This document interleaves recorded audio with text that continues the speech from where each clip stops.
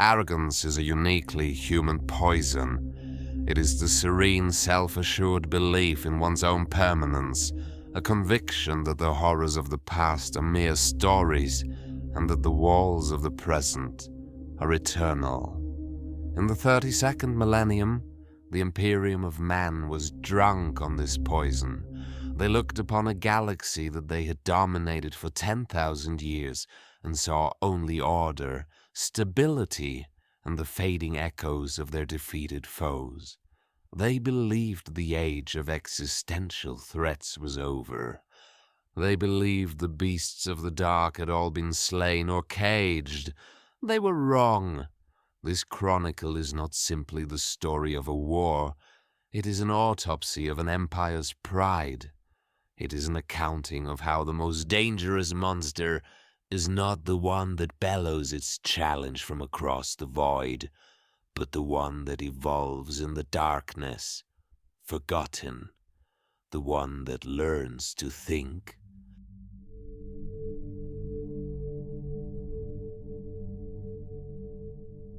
A historical chronicle must by its very nature concern itself with endings, but to truly comprehend an ending, to feel its weight and its tragedy, one must first inhabit the world that preceded it.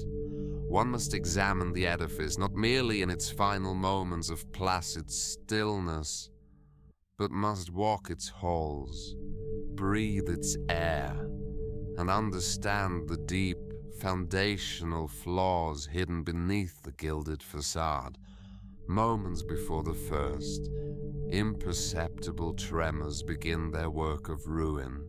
Our chronicle begins in the 32nd millennium, an age that, if viewed from the cold distance of a star chart, would appear as a golden era. The Imperium of Man, that sprawling 10,000-year-old empire, stood as the unquestioned, dominant power of the galaxy. The Great Betrayal, the Horus heresy, had passed from memory into myth. Its horrors were the subject of grand tapestries and cautionary tales told to frighten novices, not a living, breathing threat. The great Xenos empires of the past were footnotes in the Imperial record. The elegant Eldari were a scattered dying race. The Necron threat slept soundly beneath dead worlds, and the Tyranid hive fleets were not yet even a nightmare on the galactic fringe. This was a piece, but it was the piece of a grand museum after the patrons have gone home. It was the piece of stagnation, born not of triumphant strength, but of a deep and pervasive weariness, a galactic exhaustion that had settled into the very bones of the Imperial machine.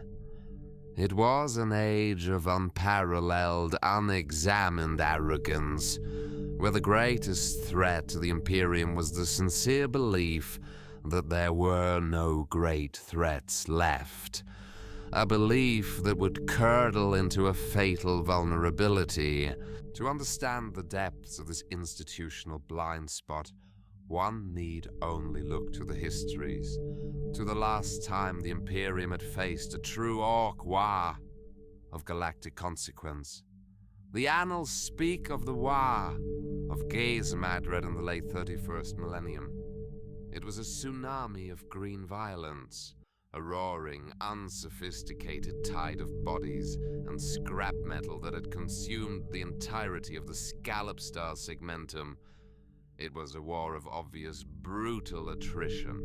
The orcs came in numberless hordes, their ships crude, the tactics non-existent beyond the singular impulse to charge. The Imperium had met this threat head-on, deploying the massed might of 3 full Titan legions and a dozen chapters of the Adeptus Astartes. The war was long. Its cost in lives was astronomical, but the equation was simple. The Imperium had more guns, more discipline, and more Titans. They had won. This victory, however, had carved a lesson into the heart of Imperial doctrine that was as dangerous as it was simple. The orc is a mindless brute. He's a force of nature, not an intellect. He's dangerous only in overwhelming numbers, and can be defeated by superior firepower and superior tactics. This lesson, learned in the blood and fire of 1,000 battlefields, had been codified into the Tactica Imperialis. Its truth, so absolute, it had become a blindfold, shielding the eyes of an entire generation of commanders from the possibility that a beast could ever learn to think. At the heart of this gilded cage, the literal and metaphorical center of this galactic peace, sat Terra, and upon the throne world, deep within the petitioner's spire, where the air itself seemed heavy with the weight of ages, sat Lord Brewer, the 43rd Master of the Administratum for Life. His private chancellery was a cavern of polished obsidian and fossilized wood, its walls hung with data tapestries, whose light-spun threads depicted the glorious flow of tithes from 1,000,000 worlds. The only sounds were the whisper of recirculated air, the faint hum of a hovering servo skull adjusting the room's ambient temperature, and the collective scratching of 1,000 autoquills recording Lord Brewer's every decree. His power was immense, his reach infinite, and his perspective microscopic. On this particular day, a day that would be marked by future historians as a moment of profound and tragic irony, Lord Brewer's entire focus was consumed by a matter of almost comical insignificance. An audit of the Hadrafo sector had revealed a catastrophic miscategorization of agricultural tithe stretching back almost a century. A rounding error in the second sigil of a planetary classification code had resulted in a 50-year surplus of cured Grok's hide being allocated to a forge world that, due to its toxic atmosphere, subsisted entirely on nutrient paste. The hides, numbering in the billions, now sat rotting in orbital silos, a monument to bureaucratic failure. To Lord Brewer, this was not a minor issue. It was a crisis of the highest order, a tear in the perfect mathematical fabric of imperial order. The flow of goods was the lifeblood of the Imperium, and this was a hemorrhage of inefficiency. He and his council of senior scribes would debate the wording of the censure writ for 3 standard Terran days, their voices hushed and grave, utterly oblivious to the real storm that was gathering in the dark of the segmentum obscurus. Their ship of state was sound, its crew diligent, but they were all staring intently at the cargo manifest, while an iceberg loomed dead ahead. Only one among the 12 High Lords possessed a faculty for seeing the shadows move. Draken Van Gorik, Grand Master of the Clyde's Assassins, was a man who lived in a world of threats and countermeasures. He alone felt the subtle shifts in the galactic balance, but his gaze, honed by centuries of intrigue, was turned inward. He searched for the rot of heresy within the ecclesiarchy, for sedition in the Imperial Guard, for the subtle corruption of chaos cults. He never dreamed that the truly existential threat, the one that could break the Imperium's back, would come from without, from a foe they had long ago dismissed as a mindless, galactic joke. Far above the political theater of the High Lords, in the cold, silent void, the Imperial fists kept their eternal vigil. Their home, the vast and ancient fortress monastery known as the Phalanx, was a weapon of such power it could destroy fleets on its own. Yet it had not fired its main batteries in anger in over 1,000 years. Within one of its cavernous training cages, the air sharp with the scent of ozone from discharged weaponry, Brother Sergeant Arstan parried the lunge of a combat servitor, The clash of his combat knife against the servitor's humming power maul echoed in the chamber. With a fluid motion he twisted, locked the machine's arm, and drove his blade into its primary photoreceptor. The servitor collapsed, twitching. Aston stood over the machine, his twin hearts beating a steady, patient rhythm. Yet beneath the calm he felt the familiar bitter pang of uselessness. He was a son of Rogel Dawn, a warrior of the Adeptus Astartes, forged for the greatest battles the galaxy could offer. He had not seen a true campaign in his 50 years of service. They were wardens, watchmen, a ceremonial guard for a palace that had not known war in millennia. They trained endlessly for a battle that never came. He and his brothers were priceless swords, kept on a velvet shelf, slowly, imperceptibly growing dull. Their chapter master, Cassius Myron, shared his subordinates' deep-seated frustration. He saw the peace for what it was, a lull, not a conclusion. He saw the High Lord's complacency as a strategic vulnerability so vast it bordered on treason. He petitioned the council chamber, his voice a respectful but firm counterpoint to their self-congratulatory pronouncements. He spoke of the need for vigilance, for a renewed focus on the segmentum border defenses, for readiness, for a proactive stance against the encroaching dark. His pleas were logged by Lord Brewer's scribes, archived in data vaults miles deep, and promptly forgotten, dismissed as the predictable petitions of a soldier asking for a war to fight because peace had made his role obsolete. And so, the stage was set. The masters of mankind were asleep on their thrones, and the watchmen on the walls were shouting into a gale of apathy. It was into this profound silence, this comfortable and self-assured peace, that the first whisper of doom arrived. It was not a thunderclap, but a thing of no consequence to the great and powerful. A single garbled astropathic shriek from a listening post in the segmentum obscurus, so distorted by the warp that the receiving astropath logged it as a solar flare anomaly. A brief notation in a shipping manifest of a lost patrol vessel, its disappearance officially blamed on navigator error by a sub-functionary in the Navis nobility. These were the first raindrops of a hurricane, unnoticed on the marble floors of Terra's palaces. They were statistical noise in a system that generated terabytes of such noise every hour, but they were the beginning.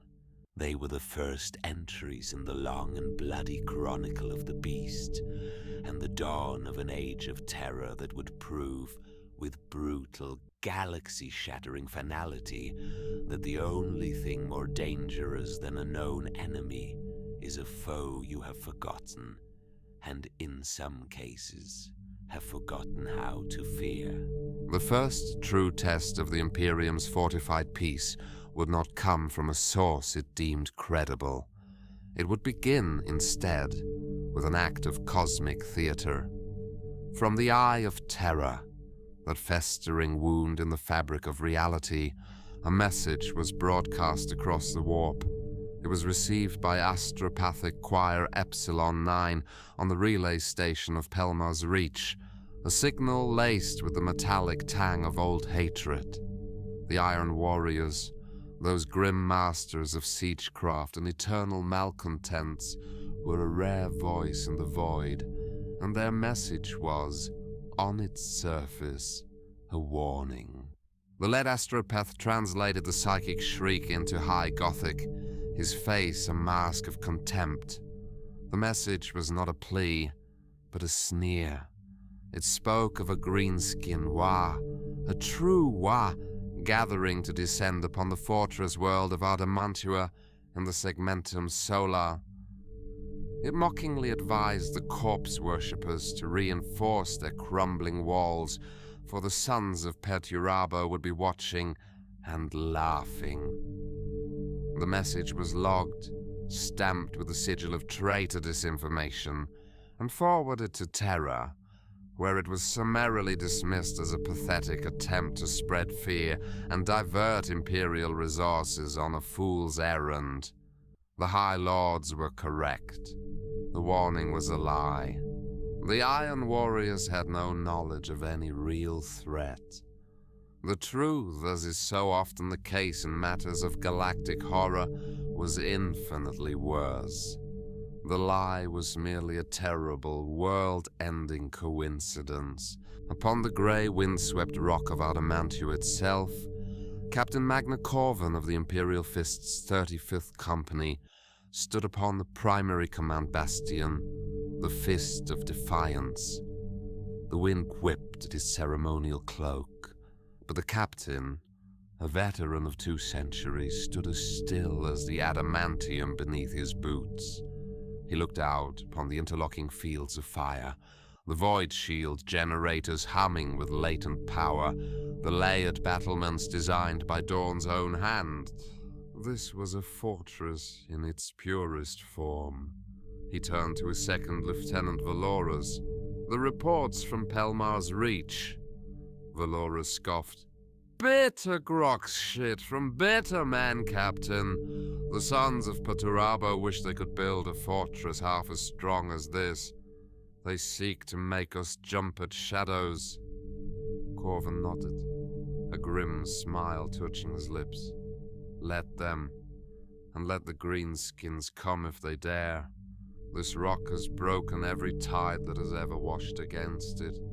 It will not fail us now. Their confidence was a testament to their training, their ignorance, a product of their era. They prepared for a battle they had fought 1,000 times before, never imagining they were about to face a war they could not begin to comprehend. For the men of the Adamanta 12th Planetary Defense Force, life was one of routine. Guardsman Harlan was on watch duty on the outer perimeter, his gaze sweeping the cold, star-dusted sky. It was the last watch of his shift, and he was thinking only of the warm nutrient paste and recaf that awaited him. Then came the silence, not a peaceful quiet, but a sudden, profound deadness. The ever-present hum of the fortress's machinery seemed to fall away. The wind died, and even the stars seemed to hold their breath. A low, gut-wrenching vibration started not through the air, but up through the soles of his boots.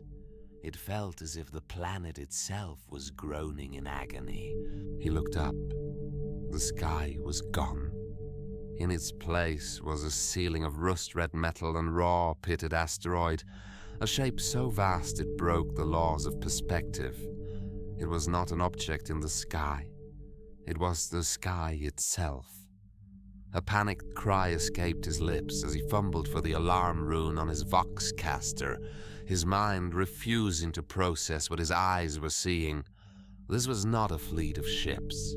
It was a crude and brutal mockery of a planetoid, a continent of scrap and murder hanging in the void. And from it, the orcs did not descend. They gravitated. Deep within a command bunker, Tech Marine Valerius watched his cogitators scream. The energy signatures were a litany of blasphemy. Impossible, he muttered, his mechadendrites twitching in agitation. The gravitational shear is off the scale. No known drive system can produce such forces, let alone one bolted to a rock. Using forces that the Adeptus Mechanicus would have deemed profane, entire land masses of junk, each one teeming with millions of greenskin warriors, were torn from the megastructure and pulled down towards Adamantua's surface. They were not munitions, they were beachheads, delivered with the kinetic force of exterminatus-grade weaponry, Continents of killers fell from the sky, wiping bastions from the map with their very impact. Guardsman Harlan saw one of the landmasses slam into the southern bastion, 10 kilometers away. There was no sound at first, just a flash of white light that turned the sky to fire. The shockwave hit him a moment later, a solid wall of force that threw him from the rampart like a doll. As he lay broken on the ground, his world a haze of pain and static, he saw them. From the newly formed glowing crater, the greenskins arose. They were uniformly immense, towering over even a space marine in his power armor, their muscle-dense bodies encased in brutally effective plates of scavenged metal. But it was not their size that was the true horror. It was their discipline. This was not a mob. It was an army. They formed up in organized squads, laying down coordinated fields of fire from heavy, brutally efficient stubbers. They moved with a chilling tactical precision, executing perfect flanking maneuvers to bypass choke points. Their advance was relentless, a sinking tide of green murder. Captain Corvin, watching from the command bastion, felt a cold knot of dread tighten in his stomach. Every tactical doctrine, every piece of strategic wisdom concerning the Orc was now obsolete. The Imperial fists fought with the cold, calculated fury for which their gene line is famed. They sold their lives dearly, their bolters spitting defiance into the advancing army. But this was not a battle against a horde. It was a battle against a strategy. The Orcs used their overwhelming numbers not as a blunt instrument, but as a scalpel of overwhelming force, sacrificing squads in feigned retreats to draw the fists into perfectly prepared kill zones. They were being dismantled, piece by bloody piece. In his bunker, Tech Marine Valeris worked frantically, trying to make sense of the enemy. "The weapons' signatures are stable," he recorded into a data log, his voice tight with disbelief. "Their power sources are crude, a mix of fission and something else. Something impossible. Yet the output is clean, consistent. It's as if they believe it should work, and so it does." A shuddering impact rocked the bunker and the lights flickered and died, replaced by the emergency red of a power failure. "The laws of physics," Valeris whispered into the darkness as the bulkhead behind him began to buckle inwards. "They are not breaking them. They are mocking them." Chapter 2. Part 11. The final Vox transmissions from Adamantua, logged and archived by astropaths half a sector away, are a chilling testament to the dawning horror. They speak not of a battle against brutes, but of a methodical extermination by a thinking foe. They describe an enemy that fought with the savagery of a beast, but the cold, calculating mind of a general. And then the Vox fell silent. The astropathic choir of Adamantua, once a steady light in the warp, was snuffed out. There was no scream, no final defiance, just a sudden, profound, and eternal silence. The fortress had fallen. The beast had taken its first world. Silence, when it radiates from a world that once housed a fortress of the Adeptus Astartes, is a message in itself. It is a pronouncement of absolute defeat. The astropathic message from the listening posts near Adamantua was not a coherent narrative, but a shriek of terror and confusion, followed by an unnerving, perfect void. Before this raw, unfiltered truth could reach the high lords of terror, it was processed. It passed through the hands of a dozen sub-functionaries, analysts, and protocol scribes. each one seeking to avoid censure for presenting an unverified or alarmist report, condensed the data, softened its sharp edges, and wrapped it in layers of official jargon.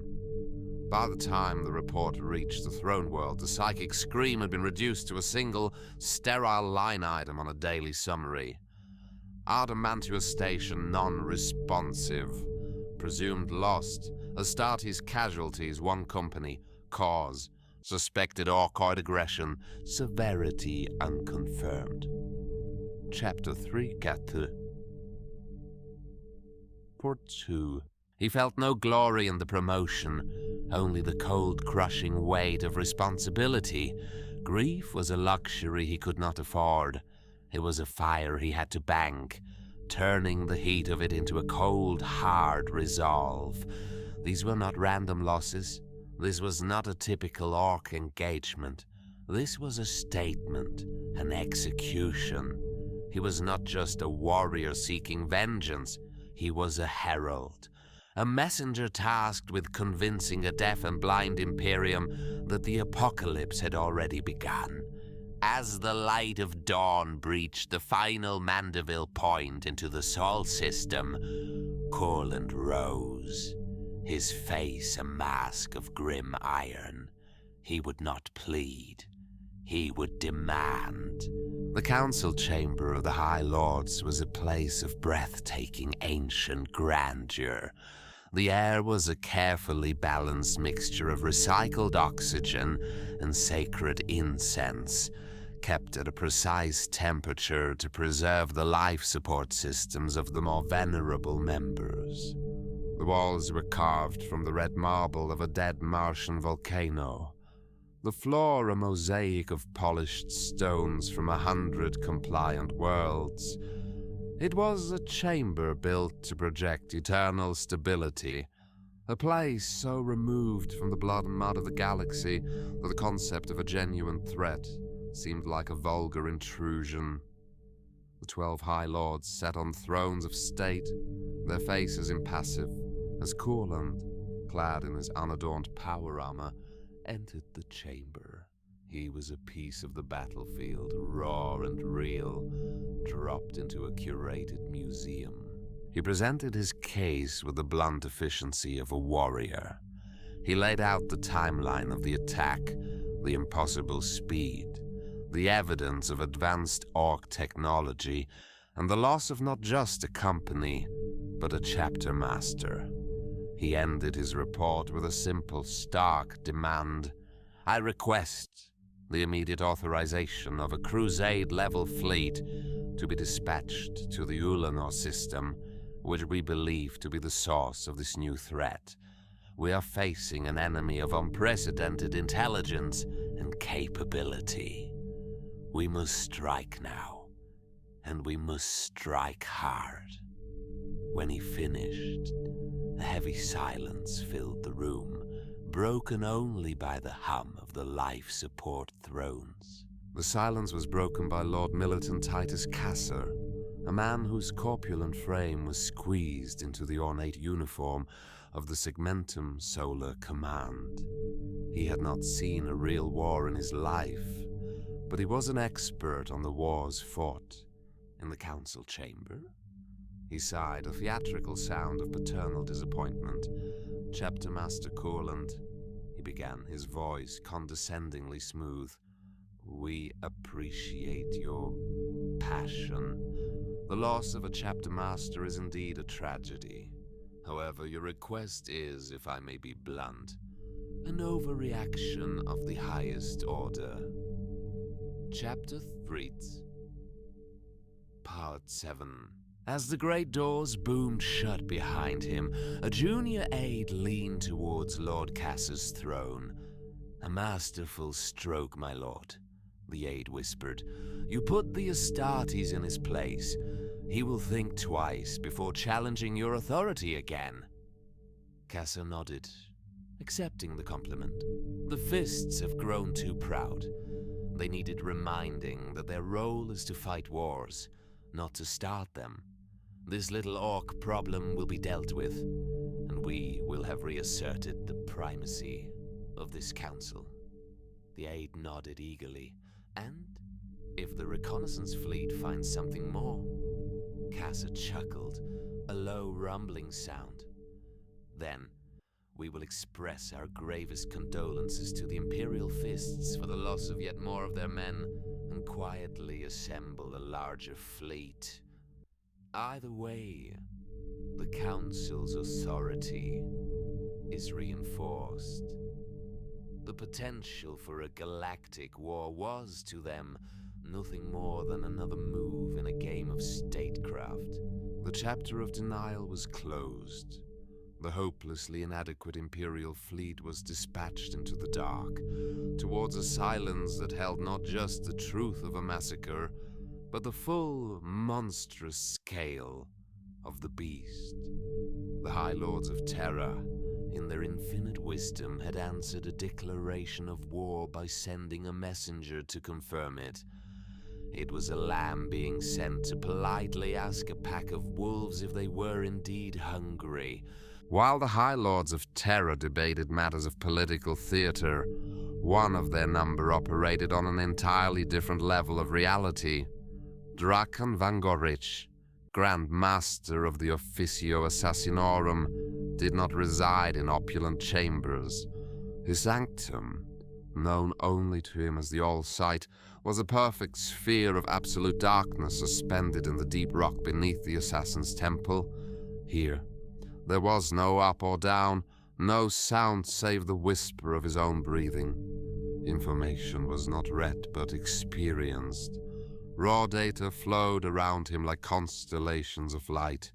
Each star a report, a kill transcript, a whisper from a distant agent. He was not a politician. He was the galaxy's preeminent predator, and he was hunting. The data stream from the High Lord's Council meeting regarding the Adamantua incident flowed before him, a river of angry red light. He saw Kurland's raw, honest fury. He saw Lord Militant Kasser's smug, reptilian dismissal. He saw the sycophantic nods of the other lords, eager to avoid conflict and maintain the comfortable status quo. Vangorich felt a familiar cold contempt. They were fools, playing games of power on the edge of a precipice. Kasser saw Kurland as a political rival to be humiliated. Vangorich saw a guard dog, barking at a genuine intruder while its masters slept. The dog might be crude, but its instincts were sound. The intruder was real. He had seen this pattern before. A localized threat dismissed. A plea from the front lines ignored. A political squabble prioritized over strategic reality. It was the rhythm of Imperial decay. A slow, cancerous rot, and that he had fought in the shadows for centuries. But this felt different. The data from Adamantua was too clean, the destruction too absolute. A common orc, Waaagh, was a messy, chaotic affair that left wreckage and witnesses. This was a surgical excision.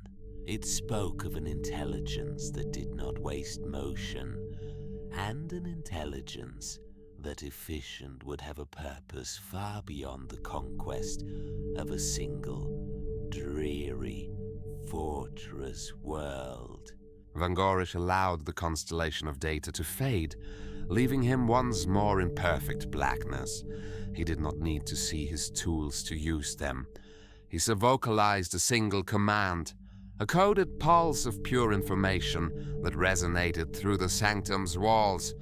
Designate asset Iota Kalina, priority Epsilon, ingress target, Administratum Hall of Records, Sector Gamma 7, objective, retrieve original unredacted astropathic log file, index marker Adamantua, funnel transmission, no witnesses, no trace. There was no reply. None was needed. The order was given, and it would be obeyed. In a sterile, featureless grey room elsewhere in the temple, a being that looked like a junior scribe sat meditating. The scribe's form shimmered, the illusion melting away like wax to reveal a tall, impossibly slender figure in a black body glove. This was Iota Kalena, a prime specimen of the Calidus Temple. To her, identity was not a state of being but a weapon to be worn and discarded. She felt the coded command resonate in the psychoconductive fibers of her suit. The mission parameters flowed into her mind, not as words but as pure concept, target, objective, constraints. She rose, her movements silent and fluid. Before her, a panel slid open, revealing a data slate with a picture file of a man, Adept Third-Class Verus, a mid-level functionary in the Hall of Records, known for his ambition and his gambling debts. A perfect skin to wear. The Hall of Records was a monument to the madness of Imperial bureaucracy. It was a single climate-controlled chamber so vast that its far walls were lost in the hazy distance. Aisles of data slates soared kilometers into the air, serviced by tracked servo lifts and wizened cybernetically grafted scribes who had not seen natural light in centuries.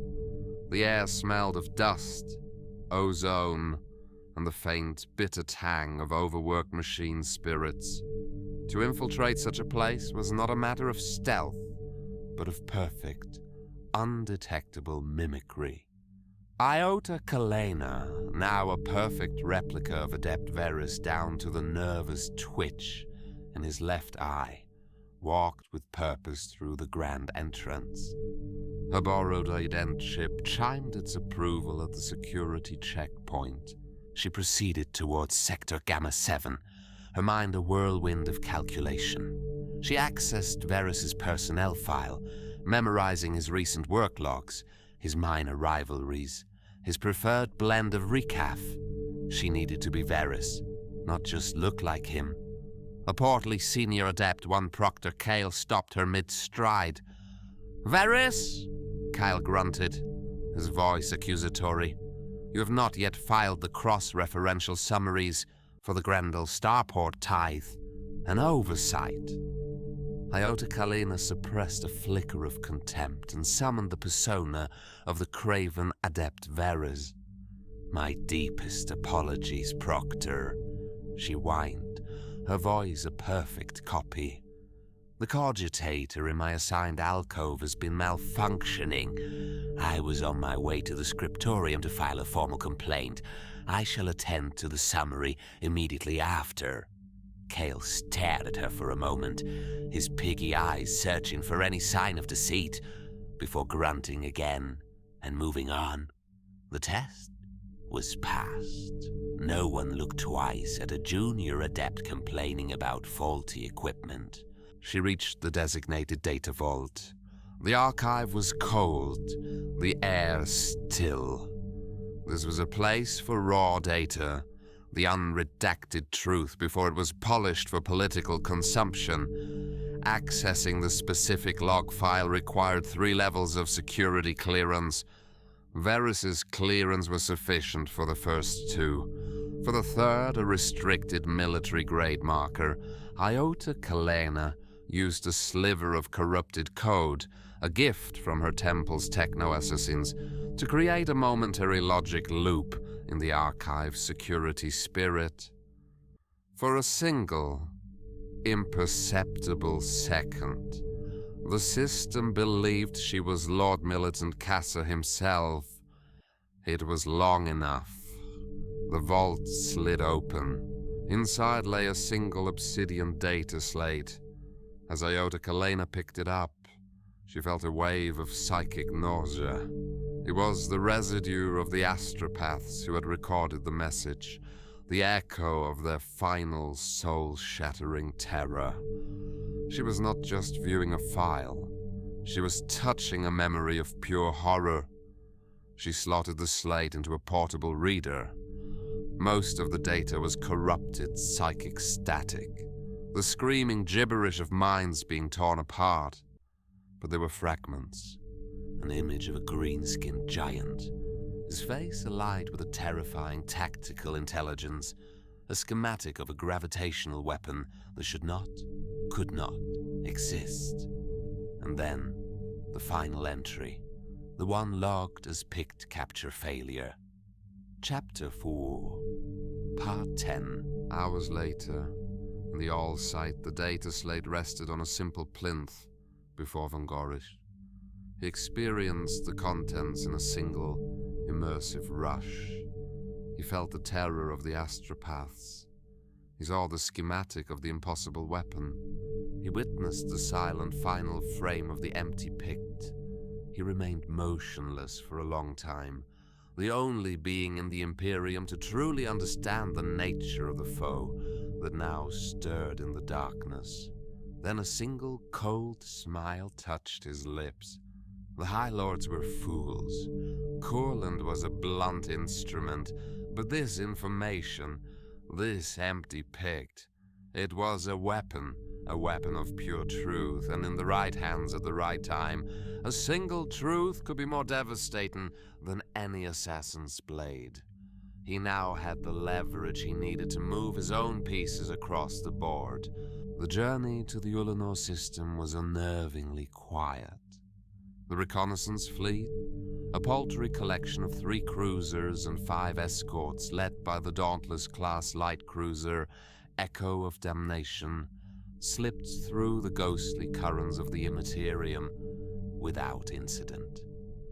For its commander, Admiral Parayonasharya, a man of 50 years' service and unwavering discipline, the silence was unsettling.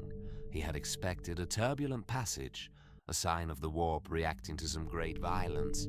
Instead, there was nothing. It was the placid stillness of a predator's hunting ground, the calm before a storm of unimaginable magnitude. When the Echo of Damnation translated back into real space, the transition was not smooth. It was a violent, jarring exit, as if the very fabric of reality was distorted, warped by some immense gravitational anomaly. Alarms shrieked across the command deck. On the main view screen, the star field of the Ulanor system resolved, but it was wrong. It was a distorted, nauseating vista. The light of distant stars bent and twisted around a central point of darkness. "Report!" Acharya's voice was a whip crack of command, cutting through the rising panic of the bridge crew.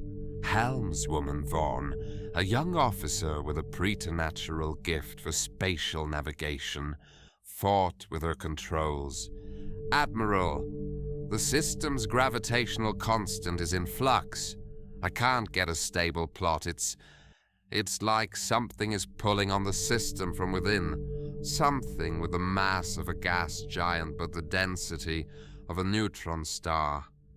It's impossible." Her voice was tight with strain. From the primary sensorium pit, the wizened face of Magos Technicus Vex appeared on a secondary screen, his features a mask of static and disbelief. "Admiral," the Magos's metallic voice rasped, "the augurs are flooded. I am reading literally millions of energy signatures, tonnages that defy classification. By their omniseus sacred algorithms, the planet Ulanor is gone." Chapter 5, Part 4. Magos Vex began to identify them, his voice a grim monotone. "I am classifying multiple vessel types, Admiral. Brute-class cruisers." His small reconnaissance fleet, a force he had considered adequate to investigate a pirate's staging ground, was nothing. It was a single drop of water facing a tidal wave. It was a historian who had stumbled upon a new, dark age, just as it was dawning. "Helmswoman Vaughn," he said, his voice steady despite the tremor he felt in his soul. "Report on the system's moons. Are they occupied?" Chapter. Padurate, On the bridge of the Echo of Damnation, a stunned, horrified silence fell. The professional chatter of the crew died in their throats. Helmswoman Vaughn stared, her face pale, her hands frozen over her console. Magos Vex had disappeared from the secondary screen, no doubt prostrating himself before his ship's machine spirit in a plea for guidance. They had been sent to find a pirate base, to hunt a band of unusually clever orcs. They had found, instead, the capital of a new and terrifying empire. They had found a foe that did not just build ships, but weaponized planets. A foe that treated celestial mechanics as just another tool of war. In that moment, Admiral Acharia understood the truth that Corland had tried so desperately to convey to the High Lords. This was not a Waaagh, as the Imperium understood it. This was an ascension. He was not witnessing a migration of savages. He was witnessing the birth of a strategic, industrial and military power that rivaled the Imperium itself. The beast had not merely risen from the muck. It had built its own dark throne amongst the stars, and his fleet, his men, their mission. They were nothing more than the first formal sacrifice to be laid upon its altar. There is a moment in the life of every true commander when duty transcends logic, when all strategic calculation is rendered meaningless by the sheer, overwhelming reality of the foe. In that moment, there is only the oath, an oath sworn to the Emperor, to Terra, and to the billions of souls who sleep soundly, trusting in the thin line of warships that stand between them and the dark. For Admiral Parisian Acharia, that moment had arrived. He stood on the command deck of the Echo of Damnation, watching the impossible weaponized moon drift towards his insignificant fleet. Hope was a statistical absurdity. Victory was a fantasy. But duty was eternal. He saw the fear on the faces of his crew. He saw young helmswoman Vaughn, her knuckles white as she gripped her console, her eyes wide with terror. He saw the frantic, desperate energy in the sensorium pit as Magos Vex and his acolytes tried to reconcile the impossible data with their faith in the Omnissiah's laws. They were good men and women, the best the Segmentum had to offer, and he had led them here to die. A lesser man would have felt guilt. Acharia felt only profound, cold clarity. His life and the lives of his crew now had one final, terrible purpose: to be a testament. Their deaths had to be a message, a scream of warning so loud that even the deaf High Lords on Terra might hear it. "All vessels," he said, his voice cutting through the rising tide of fear on the bridge, calm, steady, and absolute. "Target the primary weapon emplacement on the enemy battle station. Fire at will for the Emperor." Chapter Skunks. Part 3. The Orc battle station did not even deign to fire its secondary batteries. As the Imperial attack neared, a shimmering, greasy-looking energy field flickered into existence around the moon. It was not the clean blue ripple of an Imperial void shield. It was a chaotic, non-Euclidean mess of swirling green and yellow light that seemed to actively mock the laws of physics. The shield. "It's absorbing the lance fire," Magos Vex reported, his metallic voice strained with disbelief. "The energy is being dissipated, recycled even. The efficiency is heretical." The plasma torpedoes fared no better. As they entered the moon's immense artificially generated gravitational field, The guidance systems failed.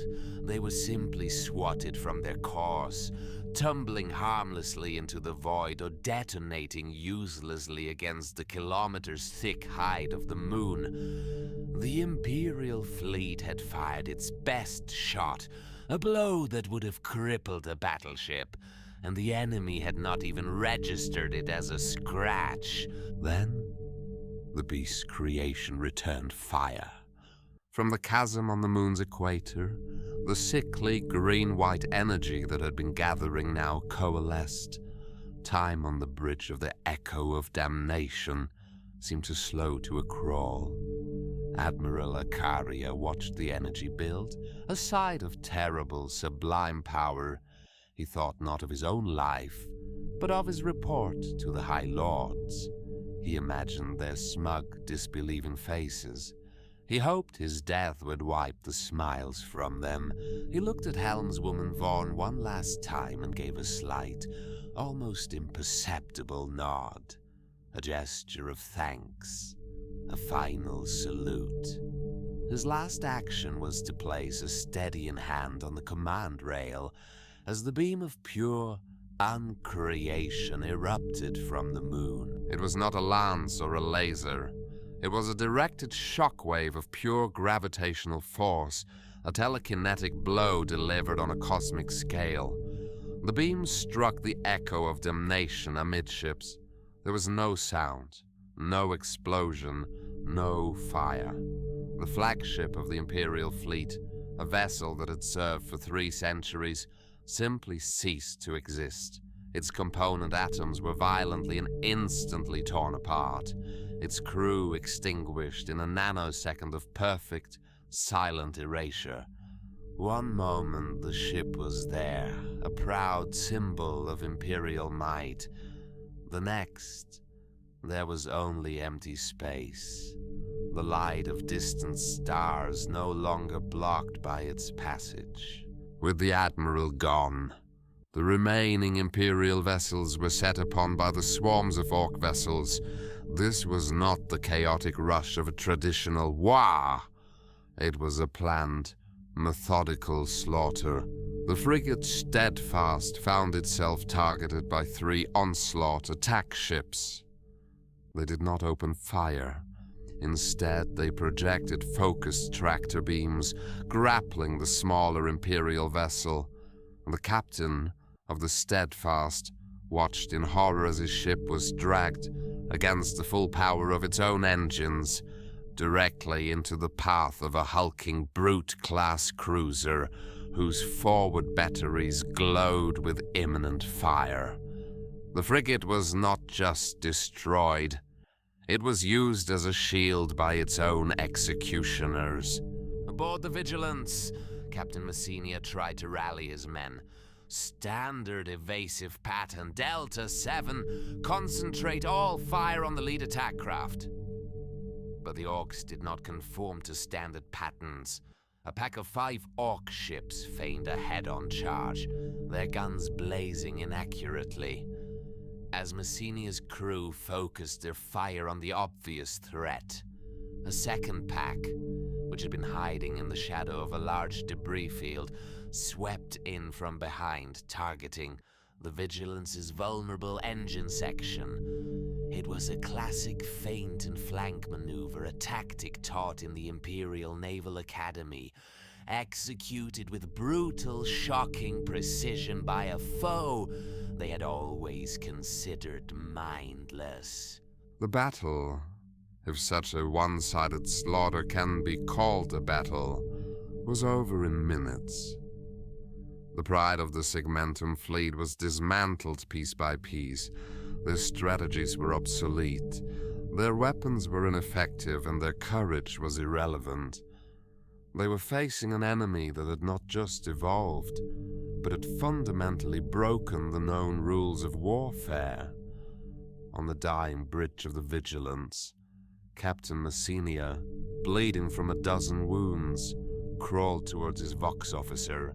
"Transmit it all," he coughed, blood flecking his lips. Everything. The tactical display, the auger readings, open a continuous pict feed. Show them. Show Terra what these things are. Chapters, pardon. It's transmitting, the officer yelled, a moment of triumph in the face of doom. As the orc ship fired, engulfing the bridge in fire, the officer screamed his final, horrified realization into the open channel. A single word that would become the only coherent part of the entire transmission. A word that would haunt the dreams of the few who would one day hear it. Thinks. Then, like the echo of damnation before it, the vigilance was gone, and the Ulanor system fell silent once more. The void littered with the cooling wreckage of an Imperial fleet that had been sent to find a truth it was not equipped to survive. In the vast, lonely darkness of the void, light years from the slaughter at Ulanor, floated listening post Scylla. To any passing vessel, it would appear as just another nameless asteroid, a pitted, ugly rock drifting through the interstellar night. But within its rocky shell, shielded by meters of solid iron and stealth plating, was a marvel of the Adeptus Mechanicus. It was an automated intelligence station, a silent, sleepless ear turned towards the stars. Its sole occupant was a man who had long since come to prefer the company of machines to that of men. Magos, biologis, explorator Yaroslan. Yaroslan was a purist. He had chosen this isolated post to escape the endless political maneuvering and doctrinal schisms of Mars. Here, there was only the cold, clean, perfect logic of data.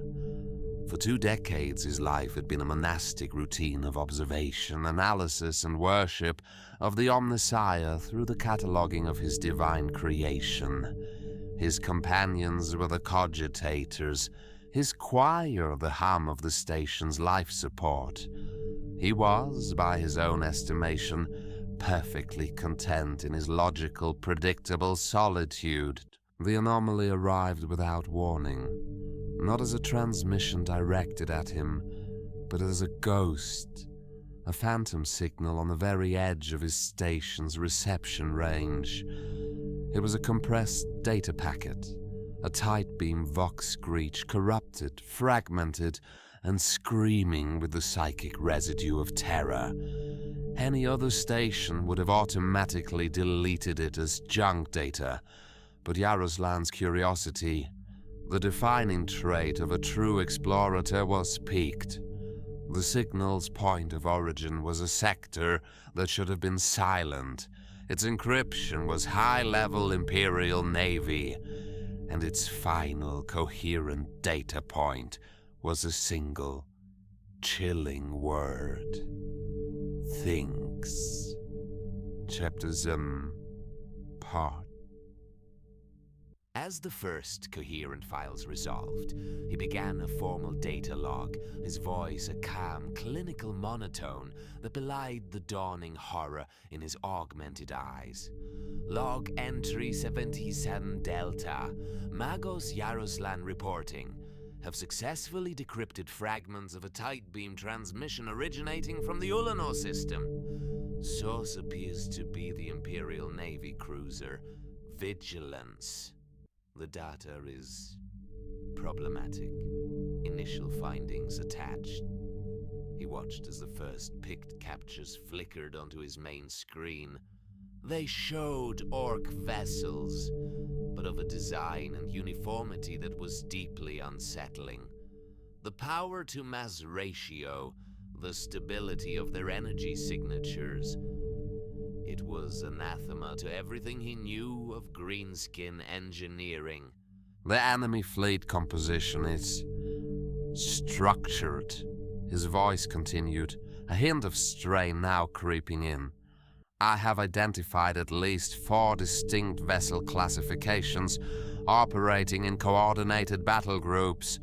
Analysis of their tactical deployment shows a clear understanding of feint and flank maneuvers, overlapping fields of fire, and target prioritization. The tactics employed against the Imperial vessels are not just effective, they are elegant in their brutality. They show a level of strategic acumen that surpasses the rudimentary doctrines outlined in the Tactica Imperialis. This is not a Waaagh. This is a campaign. Chapter. Parts. Zilvan. A species cannot fundamentally alter its own nature overnight, Yaroslan mused, his thoughts now a frantic race. This is not evolution, it is an induction, a guided apotheosis. The chaotic energies of the entire orc race, suddenly and impossibly, given focus and direction. He looked at the final coherent word of the transmission. Thinks. It was not just a description, it was a diagnosis. There must be a central intelligence, he concluded, his voice barely a whisper. A command and control entity of such psychic and intellectual force that it can override the innate anarchy of the Greenskin mind. A mind that can impose order on chaos. A prime orc. A beast. He designated the file with its new formal classification. Threat Majoris. Waaagh, the beast. Chapter 17, Part M. As the final lines of code were compiling, a single soft chime echoed through the silent station. It was the proximity alert, an alert that had not been triggered in 20 years. Yaroslan's head snapped up. On his console, a single unidentified contact was marked just outside the station's stealth field, having drifted into range on a perfectly silent trajectory. His blood ran cold. He activated the external pict viewers. There, against the backdrop of distant stars, hung a single orc vessel. It was not a cruiser or an attack ship. It was small, spidery, and utterly black, absorbing all light. It was a hunter, a stock ship, and it was not firing. It was just watching, waiting. In a moment of horrifying clarity, Yaroslan understood. It had tracked the Vigilance's final transmission. It had followed the ghost. He was not a discoverer. He was just a loose end. His report, the most important discovery in centuries, sat unsent in his cogitator's buffer. The orc ship made no move. It didn't have to. A man of perfect logic, Yaroslan was faced with a final, brutal, illogical truth. He was already dead. The beast did not like witnesses. In the aftermath of a massacre, the silence is the loudest sound. The space around the orc fortress world of Ulanor was no longer a battlefield. It was a graveyard. Twisted, cooling hulks of adamantium, once the proud cruisers of the Imperial Navy, drifted in the dark, their hulls rent open to the void. The frozen bodies of thousands of brave men and women tumbled slowly in the stellar currents, a silent, eternal patrol around the seat of their destroyer's power. The beast had made its statement, written in the language of fire and ruin, and its work was done. The silence it left behind was absolute, but not quite. From the seething chaos of the Imperium, a single mortally wounded vessel tore its way back into real space, thousands of light years away. The Imperial Fist's strike cruiser, Fist of Defiance, did not translate with the clean precision of a healthy ship. It fell out of the warp, tumbling and screaming, its hull bleeding fire and atmosphere into the void. Alarms, which had been blaring for hours, began to fail as entire sections of the ship lost power. On the auxiliary command bridge, a skeleton crew fought desperately to stabilize their dying vessel. They had survived, but survival was only the beginning of their torment. Their new commander, Sub-Commander Zerberun, ignored the chaos on the bridge. His first duty was to the living and the dead. He made his way to the ship's main launch bay, now a makeshift Medicae ward. The deck plating was slick with blood and unguents. The air was thick with the smell of burnt flesh, ozone, and the bitter tang of failing life support. Wounded Astartes, giants laid low, sat propped against bulkheads, their power armor scarred and broken. Naval armsmen, their bodies broken, groaned on stretchers. He saw Apothecary Solon, his white armor stained red, working tirelessly to retrieve the precious gene seed from a fallen battle brother. Zerberun approached, his heavy boots echoing in the grim space. "Report, Solon," he commanded, his voice low. The apothecary looked up, his face grim behind his narthexium. "The report is bleak, Commander. Of the 72 Astartes who survived the initial battle and made the jump, 9 have since died of their wounds. Another 12 are critical. We lack the stasis pods to preserve them all. Worse, the gene seed we have recovered. 6 of the progenoids are critically damaged. The energies of that weapon have corrupted them. They are useless to the chapter." Zerberun felt each word as a physical blow. They had lost not just brothers, but futures. "Do what you can, Apothecary," he said softly. "Preserve who you can." He turned away, the image of his dying, broken brothers burning in his mind. This was the cost of survival, a cost that had to be repaid in blood. Later, Zerberun stood alone on the ship's shielded observation deck. Before him, on a flickering hololith, the picked captures from the battle played on a silent, torturous loop. He forced himself to watch. The impossible moon, the erasure of the echo of damnation, the clinical slaughter of the fleet.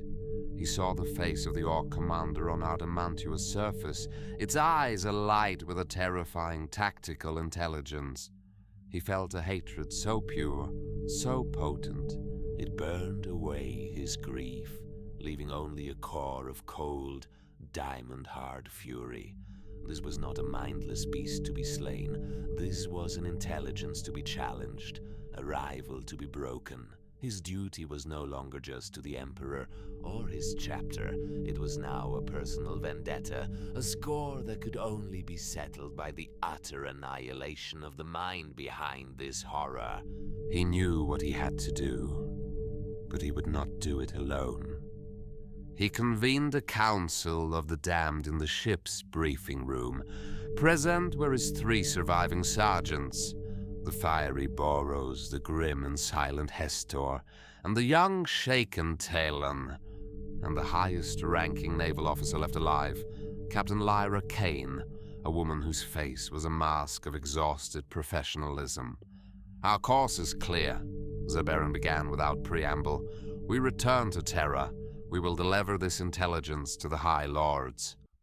Chapter 2, Part 7. Then Sergeant Talon, the youngest, spoke, his voice barely a whisper.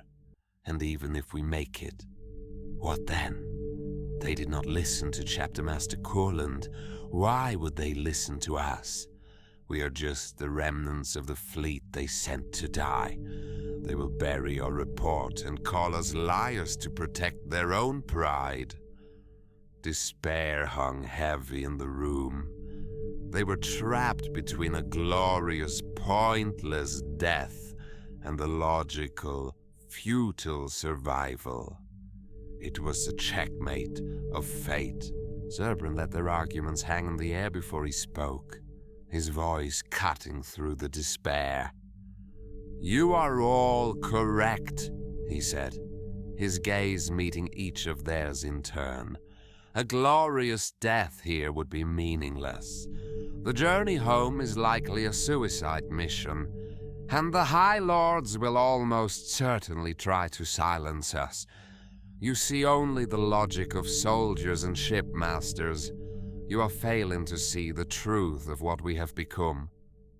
He leaned forward, his armored fists resting on the table. We are not just soldiers anymore. We are witnesses. We are the sole survivors of a battle that has redefined the very nature of our galaxy's greatest threat. Our survival was not a random fluke. It was a miracle, and that miracle has given us a new, sacred duty. Chapter did it. Part. The journey home was a voyage through hell. A healthy vessel, its Gellerfield a shining bubble of reality, can navigate the tides of the Imperium with a measure of safety. The Fist of Defiance was not a healthy vessel. It was a wounded animal, trailing the scent of its own blood in a sea filled with sharks. When the ship made its first shuddering transition into the warp, the change was not a smooth passage, but a violent, wrenching tear. The steadfast laws of physics were stripped away, replaced by a realm of pure, malevolent consciousness, where every bulkhead groaned with the pressure of a billion nightmares. The ship's Gellerfield, powered by overworked and damaged generators, was a flickering candle in a hurricane. It sputtered and dimmed, its protective blue aura sometimes fading to a sickly, translucent grey. In those moments of weakness the Imperium bled through. The crew were plagued by waking dreams, visions of the slaughter at Ulanor replaying in their minds, twisted into grotesque parodies. Whispers echoed in the corridors, speaking of despair and promising the sweet release of death. On the bridge, Captain Lyra Kane watched the ship's reality integrity gauge fluctuate wildly. Each dip towards the red was a fresh wave of terror. On the third day of the journey, the candle flame went out. For a full 10 seconds, the Gellerfield collapsed completely in the aft engineering section. The corridor, which housed off-duty crewmen, was instantly transformed into a gateway to damnation. The metal of the walls flowed like wax, the air solidified into screaming, multi-limbed shapes, and the dozen men stationed there were unmade, their souls consumed by the raw hunger of the warp. Sub-Commander Zerberon himself led the team that sealed the corridor, its adamantium hatch glowing cherry red from the impossible energies contained within. He gave the order to weld it shut, sacrificing a section of his own ship to save the rest. The whispers that now emanated from behind the sealed door would haunt the survivors for the rest of their short lives. The strain on the living was as corrosive as the warp itself. Rations were cut to near starvation levels. The water recyclers produced a thin, brackish fluid that tasted of ozone and despair. Fights broke out on the lower decks over hoarded food paste and imagined slights. Captain Kane, her face a pale, drawn mask of exhaustion, found herself breaking up a brawl between two naval armsmen who were trying to kill each other over a single, stale nutrient bar. She dragged them to the brig, her professionalism the only thing keeping her from screaming. Later, on the bridge, she confronted Zerberon. "My crew is at the breaking point, Commander," she stated, her voice flat. "The ship is dying, and so is their hope. We cannot sustain this." Chapter 9, Part 5. While the human crew teetered on the brink, the Astartes found their strength in ritual.